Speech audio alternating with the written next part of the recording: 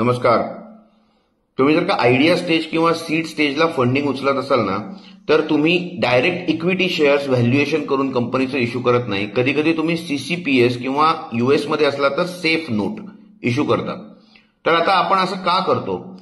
कारण की पहिली गोष्ट अशी आहे की आपण जेव्हा सीड स्टेज किंवा आयडिया स्टेजला असतो तेव्हा कंपनी इतकी नवीन असते की त्याचं व्हॅल्युएशन ना फाउंडरला माहिती असतं ना इन्व्हेस्टरला माहिती असतं. बरोबर आहे. पण पैसे तर हवे असतात इन्व्हेस्टरचे. तर त्याच्यासाठी काय करायचं की सीसीपीएस इश्यू करायचं किंवा सेफ नोट. म्हणजे काय तर आपण व्हॅल्युएशन डिसाईड करत नाही.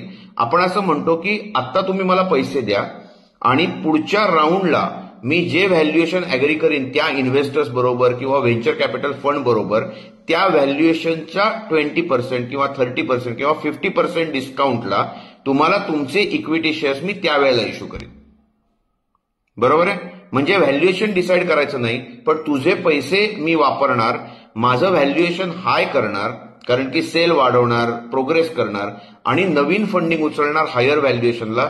आणि कारण मी तुझे पैसे वापरले मी तुला डिस्काउंट देणार.